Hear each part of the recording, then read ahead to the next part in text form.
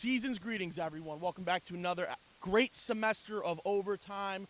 We have Kent State athletics and, of course, high school athletics around the area. But first, let's go ahead and get to the Kent State home opener. There was a highly anticipated matchup between the Golden Flashes and the VMI Cadets for what would be a great game in general.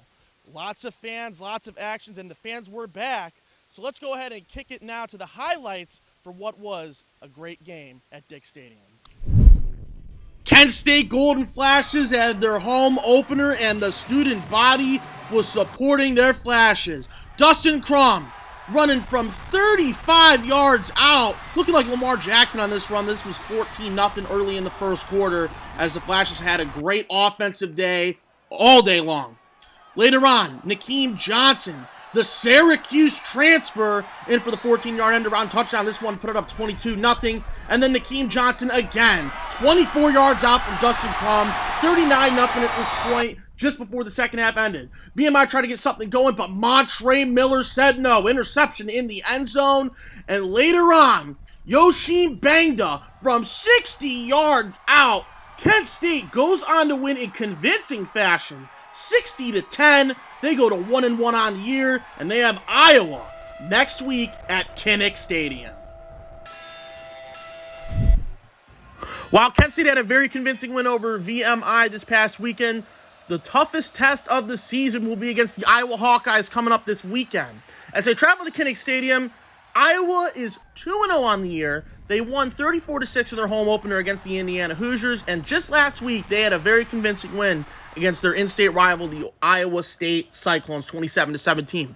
Some keys to the game for Kent State are simple. Forced turnovers. They have 8 interceptions on the year, with 7 of them coming from Montre Miller and Elvis Hines. As long as you can intercept the quarterback play of Iowa, this can be a very interesting game. Got to get offense rolling. That's my second key. The offense in the Texas A&M game was not good, only putting up 10 points. You have to be able to play passive and safe football, make smart reads. But the final score, in my opinion, will be 69-9, Iowa. Now, as Austin just told us, the Golden Flashes football team didn't hesitate getting back into the swing of things, and neither did the Streetsboro Rockets. Let's take things to Quinn Field to see how they did against the Cloverleaf Colts. Streetsboro Rockets as they take on the Cloverleaf Colts. First quarter, Mason Climack finds Hunter Hopperton for the touchdown for the Streetsboro Rockets. Streetsboro picking up right where they left off last week with just scoring out the wazoo. Later on, Cade Cass for the Colts going in and scoring for Cloverleaf, tying that game up. Then Climack, he's looking like Lamar Jackson in this highlight as he runs all the way to the end zone for a touchdown, Rockets.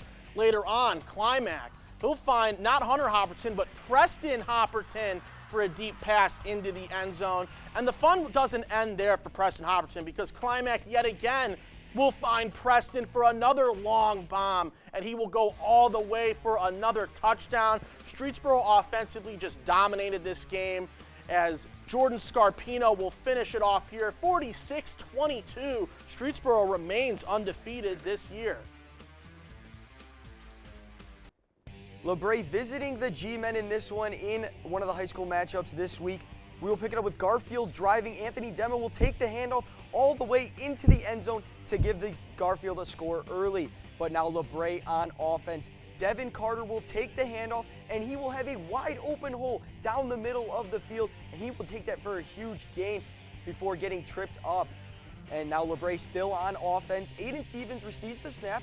He will roll right, looking, and fires a strike to a wide open Steven Hemberger, who gets stopped just short of the end zone. Now Garfield looking to get another touchdown. Brody Sigwanski gets the ball, and he finds a wide open Joe Pirine in the back of the end zone for the score for another Garfield touchdown. But now deep into the night, LeBray on offense. Stevens throws right, but it's deflected by the corner and picked off by Vinny Grandizio. He has plenty of open space, blockers in front of him, one man back for LeBray, but it doesn't matter. He finds his way in the end zone for the pick six. Big game by the G-Men at home. They go on to win 35-14. Man, don't we just love football? Let's not forget about this Kent State field hockey team, though. Top 25 team already this year. and they've been doing pretty good this season.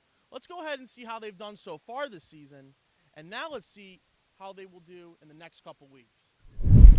The Kent State field hockey team is the number 23 ranked team in the top 25 this season, as they've also had 3 top 25 wins against number 22 Ohio State, number 25 Maine as of late, and number 14 Syracuse in overtime.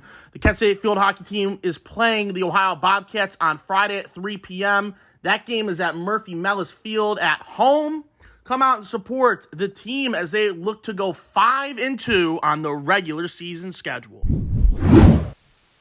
Ladies and gentlemen, I have some bad news. That wraps up our first episode of the semester for overtime. That leads to some good news too. We're going to be back every week for the rest of the semester. So we'll see you back next week. Check us out on Kent Wired. Check us out on YouTube. From Austin Arnold, I'm Ben McMillen. See you next week.